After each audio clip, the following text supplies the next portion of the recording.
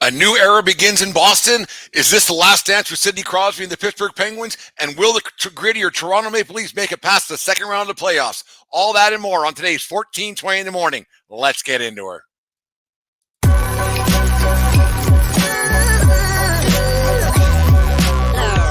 The following is a presentation of the Belly Up Sports Media Network.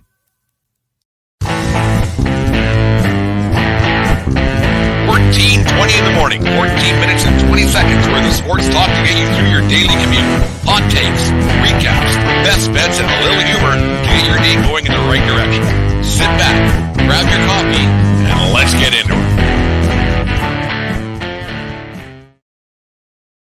14:20 in the morning for this 22nd day of September 2023. Today's show, as always, brought to you by SeatGeek.com, the SeatGeek app. Use promo code 1420pod at SeatGeek.com today to save yourself $20 on your first purchase at SeatGeek. Remember, we are part of the Belly Up Media Network. Go to bellyupsports.com and check out all their great articles and other podcasts, such as the Corner Booth podcast. Make sure you check out the one Corner Booth we did last night, Jared and the guys. I was on that one. We talked some football. It was a lot of fun. We had a lot of laughs, and I think we solved a few problems, probably made some more, but it was a lot of fun. Thanks to Jared and the guys from the Corner Booth for having me on last night. And remember, we are thanking you each and every day for having us a part of your lives each and every day here at 1420 World Headquarters, whether it be podcast form or when you watch us on YouTube. And if you do watch YouTube, make sure you subscribe to our channel, set the alert button so they know when they come up. There's a new video up every day, but it helps support the show. One day I'll tell you all about it, how it all works. But anyways, yesterday I did the Western Conference Final, the top three storylines that I thought were coming in to the NHL season as the training camps got going yesterday. Had a lot of thoughts and everything else. And then today I said I'm going to do an Eastern Conference review, which I'm going to start right now. There's a new sheriff in town in Boston. Boston, they had a hell of a season last year and set an NHL record for points, but they had a major turnover. They had long-time captain, or not long-time captain for 3 or 4 years, but a long-time player with the Bruins, Patrice Bergeron. He called her good. So it's a new era in Bruins hockey. Hits Boston this season. Patrice Bergeron and David Krejci, they both retired this offseason. Bergeron 19 seasons with the Bruins, Krejci 16. They both played in that 2011 team that won a Stanley Cup. It's amazing that that's the only cup that group got. This 2011 Cup, you remember, was against the Vancouver Canucks. Roberto Luongo kind of didn't have the greatest Game 7 in that one, but that's another story for another day. So that Brad Marchand, the little ball of hate and the face-licking guy, Brad Marchand is now the new team captain in Boston.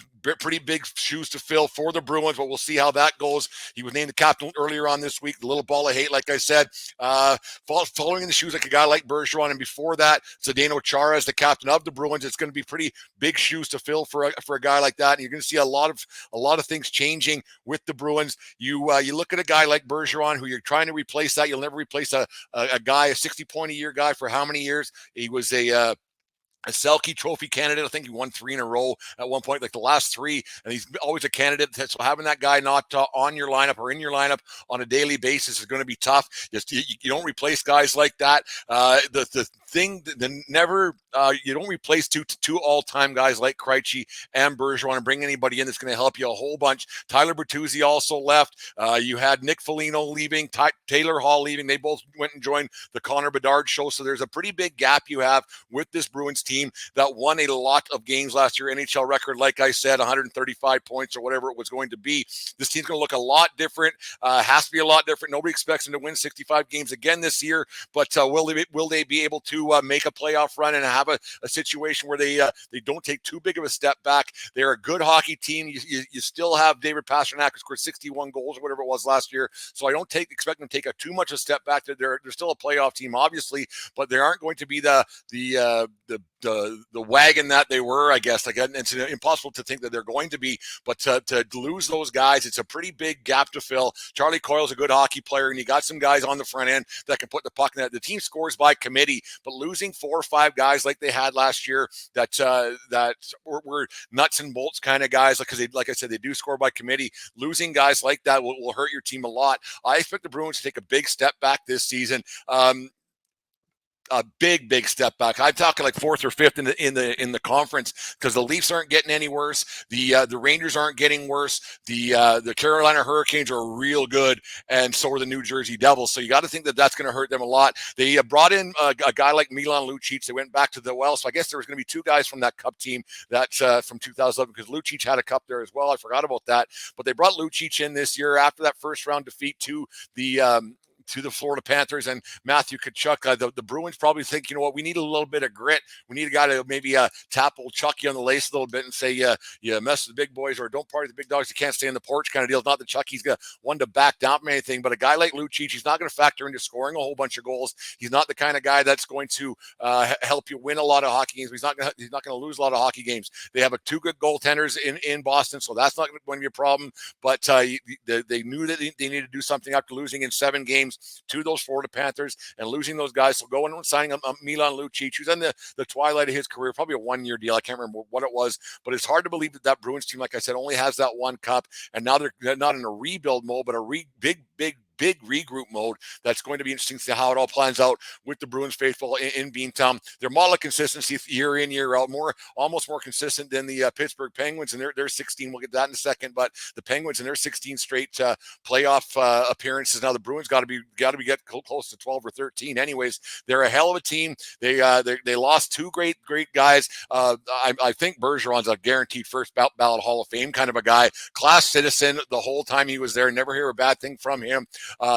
The leadership group's going a little bit different. Marchand is a different player than he was 10 years ago. Obviously, he's not that agitator Ken Lindsman, or he's not that same Brad Marchand type that he was 10 years ago. He's matured a little bit. He's going to have to bring that team together a little bit and show a lot more leadership than in past years. He didn't have to, because of you had a Krejci and you had a Bergeron there. So I expect this Bruins team to take a big step back. Like I said, fourth or fifth in the conference, and moving forward, you don't know where they're going to end up and how it's going to all play out, because they only got that one Stanley Cup, and it's a real shame to see that, really, because they were such a great team. I mean, I'm not a Bruins apologist by any means, like I'm not a Boston apologist by any means, but it's just a weird thing to see that's all that they put together for the Bruins faithful there in Boston.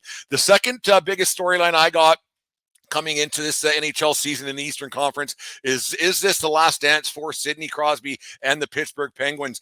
Crosby had 93 points last year for a Penguins team that finished out of the playoffs for the first time in 16 seasons. So you got to think that there's going to be a little bit of changeover, a little bit happening there. They went out and they got Kyle Dubas, and the first thing he went and he changed that lineup a little bit. It's crazy to think that the Crosby's been in the league for 16, 17 years now. He's only missed the playoffs one time, and that was this past season. This could be the last time. They missed the playoffs by 1 point last year. They won 3 Stanley Cups in that span of 16 straight trips to the playoffs.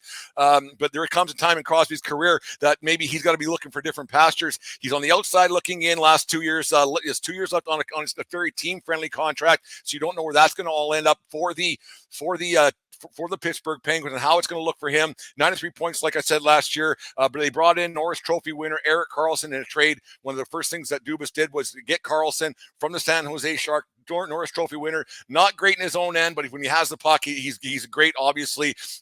Great power play guy. He's going to help that a lot from last year. My biggest concern with the Pittsburgh Penguins moving forward is Tristan Jarry in net. He's a big question mark. He got a new 5-year deal because there's just not a lot of guys out there. I don't think he's very good. So will the addition of Karlsson and longtime Penguin Chris Letang be the answer to keeping the puck out of the net there in Pittsburgh? I don't think it's going to be. They have Karlsson's are really good on offense, but he isn't really good known for being a great defenseman. They went out and got a guy from Vegas on biggest salary dump, Ryan Graves, who was a plus 34 last year and everything else. So you got to think that's going to help. Riley Smith was there. Riley Smith. And then they got they're a lot better hockey team than they were last year. Are they good enough to do any damage and usurp the other 2 teams? The only 2 teams that they're really probably battling with are the Islanders and the Panthers, because they were all within 2 points each other last year. They're not nearly as good as Tampa, New Jersey, the Rangers, Carolina. So they're at best a 7-8 seed kind of a deal. So that's the kind of thing moving forward with the Pittsburgh Penguins. You don't know. I don't know if they're going to be able to do anything with Crosby. Will he? Could they maybe move Crosby someday? And could they see Sidney Crosby moving on to different pastures? It would be by Crosby's request 100%. But could it be a thing that they say, you know what, we're not going to win? And there's the Ryan Graves they got from the New Jersey Devils as well to improve their defensive core. He was a plus 34 last year. He's a hell of a hockey player, but there's no room there for him in New Jersey. But the thing is with Crosby is that could he be looking to move on? He's getting a little not long. He's not Sid the Kid anymore. Could they say, you know what, maybe would you like to move somewhere else? Would you like to win a championship somewhere else, get one more? Or is he a career Pittsburgh Penguin, which he very, very well probably could be. But you just wonder if maybe there's a little something in the back of his head saying, you know what, maybe move on and win somewhere else and do something else and maybe ride it out. And especially if they get to a bad start, could they say, you know what, maybe Sid, you could probably, if you want to go, you can go. I'm not saying he's going to. I'm not saying the Penguins are going to ask him to, but he's got to start looking to the future a little bit and how to rebuild this team and get it back to a championship contending team. It's all going to depend on the start that they have this season. And I don't know if Crosby is going to want to stick around for a rebuild. He's probably only going to get a 3 to 4 year contract, but 93 points last year is nothing to sneeze at. He's right there in the top 10 in NHL scoring still. And you still got Gino Malkin on your side. Malkin signed till 2028, I believe. So maybe that's what Crosby and they'll go out together at the same time. But it's just one of those interesting things. You might see Sidney Crosby move on from the Penguins and say he wants to go out and win another championship, because I don't think the Pittsburgh Penguins are doing that anytime soon. And the last thing, of course, in the all you people listen to 1420 podcast and 1420 in the morning, you guys all know that I'm a Leafs apologist. And the Toronto Maple Leafs, will they make it past the second round this year? First time they did that since 2004 or something. I don't even know what it was. It was a long time. But the Toronto Maple Leafs finished their regular season last year with a 50-21-11 record, fourth in the conference behind 2 points out of second, only behind Carolina and New Jersey, really. So they were right there to take challenges just behind the Bruins. Like they said, the 135 points. They slayed the Dragon, the Tampa Bay Lightning in the first round in 6 games, and then they went on to lose. They got stomped by the Florida Panthers in the second round in 5 games, I think it was. But they realized that they moved on from Kyle Dubas, and they brought in Brad Treliving, longtime Calgary Flames GM. But they realized right off the bat they had to get a little bit grittier. And once again, Matthew Tkachuk was a thorn in the side of the Toronto Maple Leafs in that playoff. And basically a lot of those Florida Panthers, they played a little bit grittier style, and that's how they got it into the playoffs. So the first thing that Treliving did, he went out and got 3 really gritty players. They got a lot grittier. They realized they had to do it. So they went and added Ryan Reeves, Max Domi, and Tyler Bertuzzi to add literally some punch to their lineup. Reeves won't help you a whole bunch on the front end. He's not going to score you a bunch of goals. He's not going to be an offensive wizard, but he's another one of those guys that he'll stick up for his teammates. There's a lot of fighting anymore, but just that tap of the laces once in a while that will get people thinking a little bit to not screw around with the guys like Mitchie Marner and Austin Matthews. Tyler Bertuzzi's a great acquisition. He got his first taste of the playoffs last year.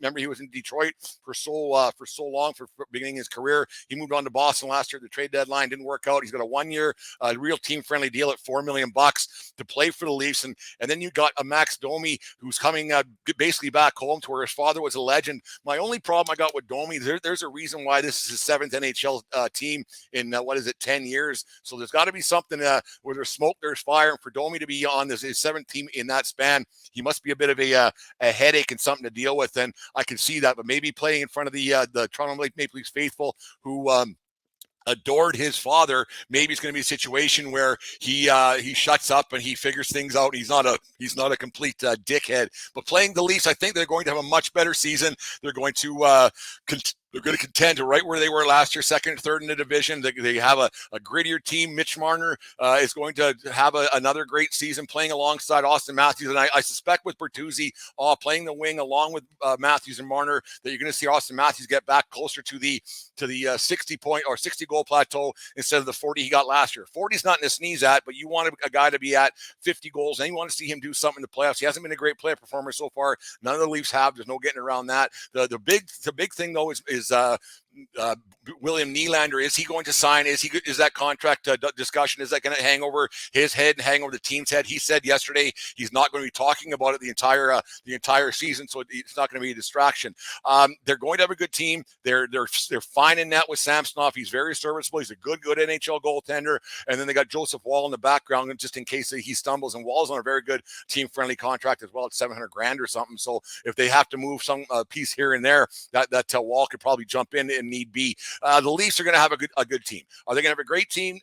Yeah. Are they going to win a Stanley Cup? No. Are they going to get past the second round? I think that they really should, because I really think those three guys I named in Reeves, Bertuzzi, and Domi are really going to help this team move forward and get past the next dragon, which is the second round. I don't think they're Stanley Cup champions. I don't think they're as good as the Colorados, the Edmontons, and the Vegas Golden Knights by any means, and they're not as good as the New Jersey Devils. They're close, but not as good. The Carolina Hurricanes are probably the echelon. I think the Carolina Hurricanes win the Eastern Conference. They're that good, and then they've had a good team for a long time. Just go unnoticed because they're down in North Carolina, where we don't hear much about them here in Canada, or here in Western Canada anyways.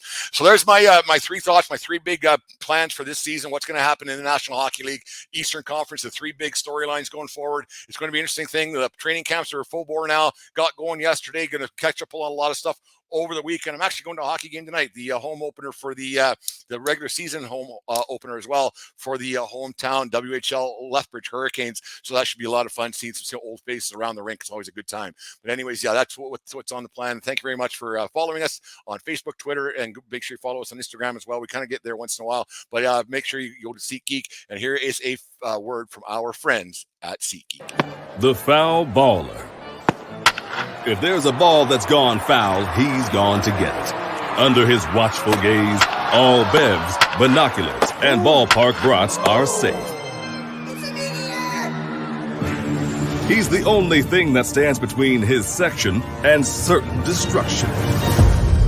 That's why he only trusts SeatGeek with his tickets. The ticketing app trusted by fans. SeatGeek, so fans can fan.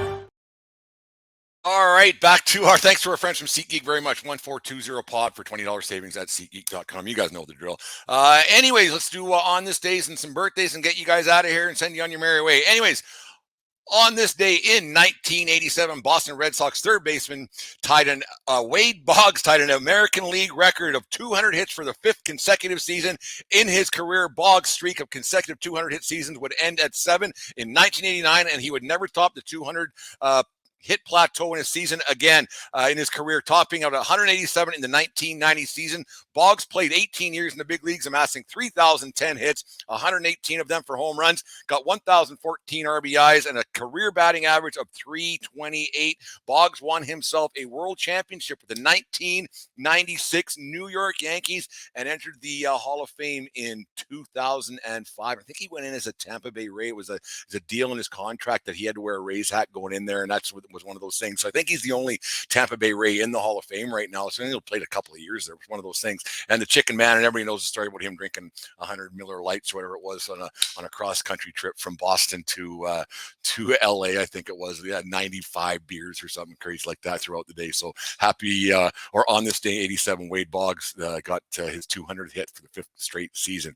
And happy birthday to New York Rangers great and Stanley Cup champion with the New York Rangers at 94 team, Mike Richter. Turned 57 today. He was born on this day in Arlington, Pennsylvania. Drafted second round, 85th overall in the drafted second round in the 85 draft to the Rangers out of the University of Wisconsin, played in 666 career games, all with the Rangers in his 14-year NHL career, three-time All-Star, and had a career record of 301, 258, and 73 with 24 shutouts, and one of the greatest displays of goaltending I ever seen in that 96 World Cup of Hockey when the U.S. beat Canada in 3 games, and Richter single-handedly won that tournament for Team USA. It was unbelievable what he was doing, acrobatic and everything else, and happy birthday to Mike Richter, 57 years young today, and there it is, getting his Raptors jersey taken up to the rafters at Madison Square Garden. Happy birthday, Mike Richter, all-time great Stanley Cup champion, and the like. Not in the Hall of Fame yet.